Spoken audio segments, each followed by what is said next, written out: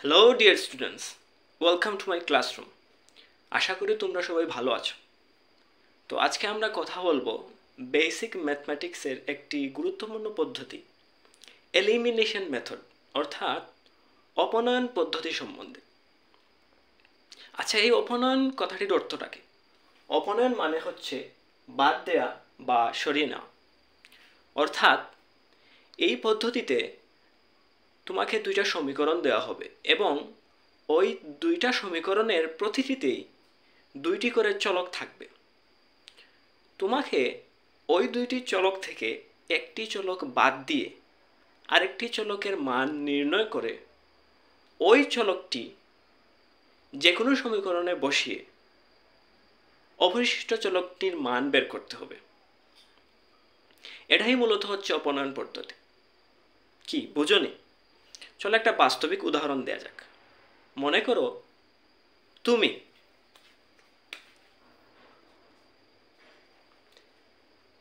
আর তোমার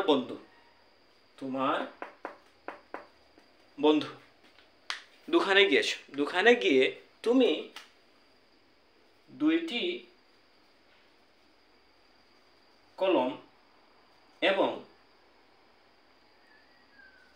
দুইটি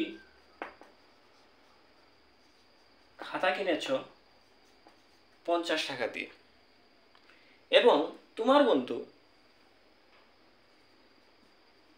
দুইটি কলম এবং একটি খাতা কিনেছে 40 টাকা দিয়ে। এবার দোকানদার বলেনি যে কলমের দাম এবং খাতার দাম পৃথকভাবে কত, অর্থাৎ যৌথভাবে বলেছে যে দুইটি কলম এবং দুইটি খাতা 50 টাকা এবং তোমার বন্ধু দুইটি কলম এবং একটি খাতা কিনেছে 40 টাকা দিয়ে। এবার তুমি আলাদা করে জানতে চাইছো যে খাতার মূল্য কত এবং কলমের মূল্য কত। এই বিষয়ে তুমি অপনয়ন পদ্ধতিটি অ্যাপ্লাই করতে পারো। মনে করো তুমি দুইটি কলম এবং দুইটি খাতা একত্রে কিনেছো 50 টাকা দিয়ে। এটাকে সমীকরণ 1 ধরে নাও, সমীকরণ 1।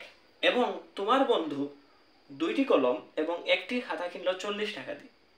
এটাকে তুমি সমীকরণ 2 ধরে নাও। এবার এই সমীকরণ 1 থেকে তুমি সমীকরণ 2টা বিয়োগ করো।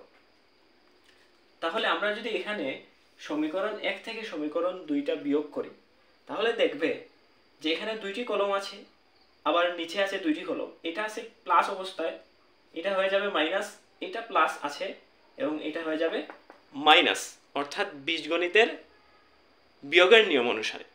তাহলে এখানে প্লাস দুইটি কলম মাইনাস দুইটি কলম কাটাকাটি চলে গেল, এবং এখানে দুইটা খাতা থেকে যদি আমরা একটি খাতা বিয়োগ করি, তাহলে এখানে আমরা পাই একটি খাতা। আবার ডান পাশে যদি আমরা 50 থেকে 40 বিয়োগ করে দেই, তাহলে এখানে 10 আসে, অর্থাৎ আমরা একটি খাতার মূল্য পেলাম 10 টাকা। তাহলে এবার বলো তো, দুইটা কলম আর একটা খাতা যদি 40 টাকা হয়, তার মধ্যে থেকে একটি খাতার দাম 10 টাকা, তাহলে 40 টাকা থেকে যদি আমরা একটি খাতার দাম 10 টাকা বিয়োগ করি, তাহলে কত আসে?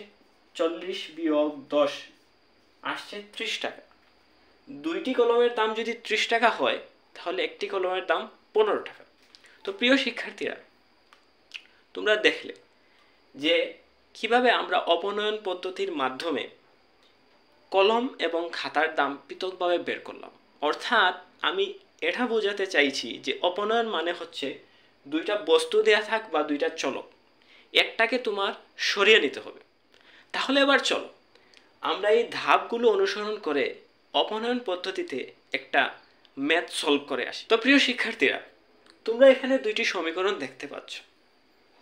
একটা হচ্ছে 5x - 4y = 6 এবং আরেকটি হচ্ছে x + 2y = 4। তাহলে প্রথমত আমরা এটাকে সমীকরণ 1 এবং এটাকে সমীকরণ 2 ধরে নিই। এবার দেখো, এখানে প্রথম ধাপে বলা আছে যে সমীকরণ দ্বয়কে, অর্থাৎ সমীকরণ দুইটিকে দুইটি সংখ্যা বা রাশি দ্বারা গুণ করতে হবে।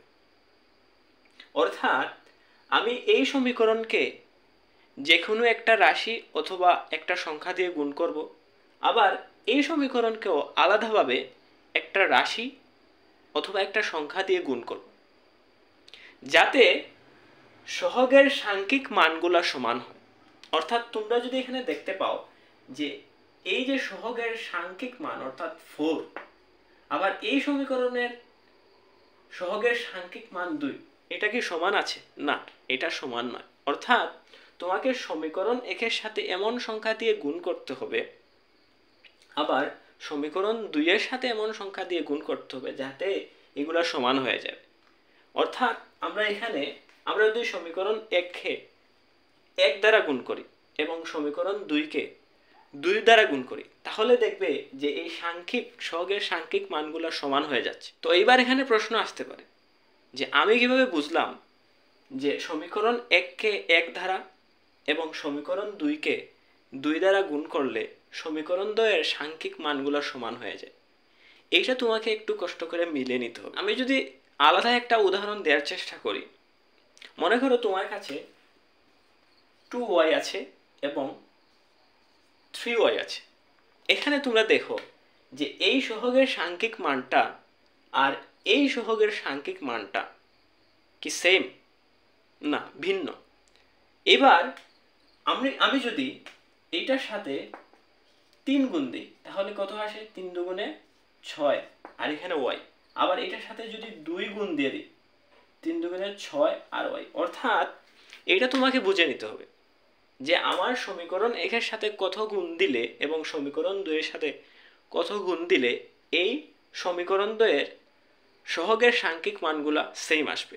এইটা একটু কষ্ট করে মিলিয়ে নিও। তাহলে আমরা এবার এখানে লিখব সমীকরণ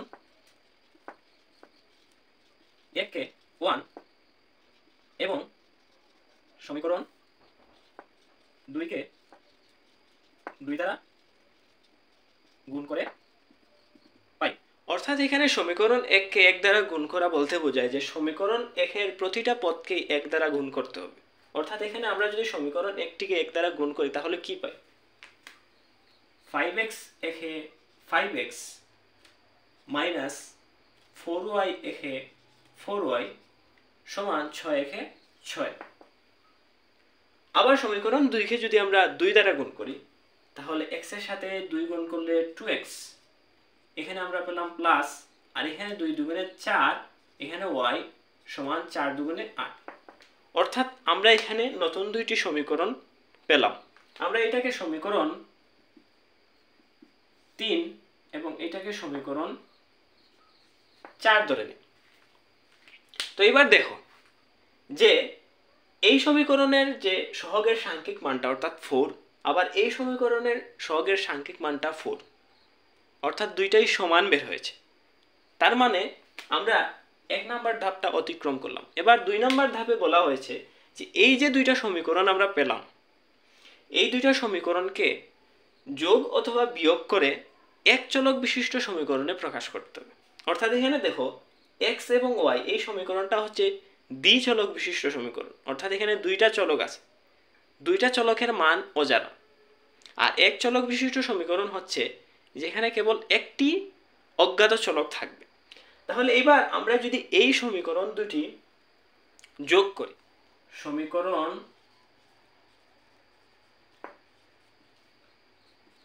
3 যোগ 4 করে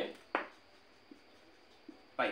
তো প্রিয় শিক্ষার্থীরা, এবার যদি আমরা সমীকরণ 3 এবং 4 যোগ করি তাহলে তোমরা এখানে দেখতে পাবে যে 5 আর 2 হচ্ছে 7। আমরা এখানে লিখতে পারি 7x। এবং এখানে দেখো 4yটা আছে মাইনাস এবং এখানে 4yটা আছে প্লাস। তাহলে 4y কাটা চলে যাবে। এবং ডান পাশে আমরা যদি যোগ করি 6 আর 8, অর্থাৎ 6 আর 8 যোগ করলে আমরা পাবো 14।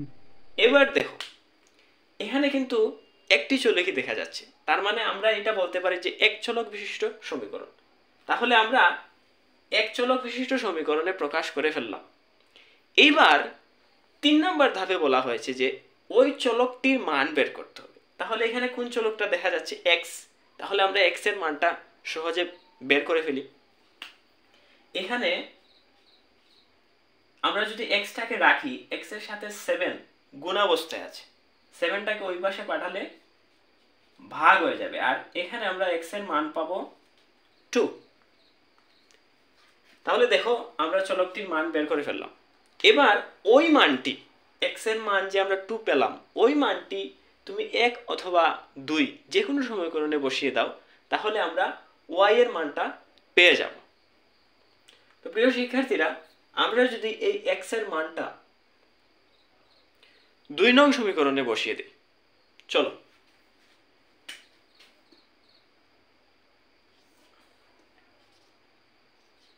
এক্স এর মান 2 নং সমীকরণে বসিয়ে পাই। তাহলে 2 নং সমীকরণটা এখানে কি? x plus 2y equals to 4। এবার দেখো আমরা এই x এর জায়গায় 2 বসাবো, x এর জায়গায় 2 বসাবো, আর এখানে আসবে 2y ইকুয়ালস টু 4। এবার এখানে দেখো আমাদের যেটা বের করতে হবে ওইটাকে এক পাশে রাখতে হবে, এবং ওইটাকে এক পাশে রেখে বাকিগুলোকে অন্য পাশে পাঠিয়ে দিতে হবে। তাহলে এখানে 2টা 2 এর সাথে প্লাস আছে, ওইখানে গেলে হয়ে যাবে মাইনাস, তাইলে 4 মাইনাস 2। এবার এখানে 2y ইকুয়ালস টু 2, এবং দেখো y এর সাথে 2টা গুণাবস্থায় আছে, তাহলে ওই পাশে পাঠিয়ে দিলে ভাগ হয়ে যাবে। তাহলে আমরা y এর মানটা 1 পেলাম। তো এরই মাধ্যমে আমরা এখানে লিখতে পারি x, y, অর্থাৎ x এর মানটা হচ্ছে 2 এবং y এর মানটা 1। তো প্রিয় শিক্ষার্থীরা, এই ছিল অপনয়ন পদ্ধতিতে অঙ্কের সমাধান। আশা করি তোমরা সবাই বুঝতে পেরেছো।